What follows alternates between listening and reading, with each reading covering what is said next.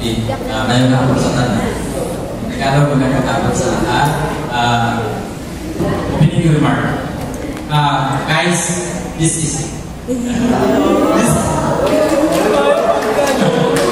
yung medyo malayo ng alas 10 na pagisinan, mag-prepare ng baon, 60s, diba? So yun, this is sana sa paglabas natin sa pinto na yan mamaya, yung natutunan natin, hindi maiwan dito.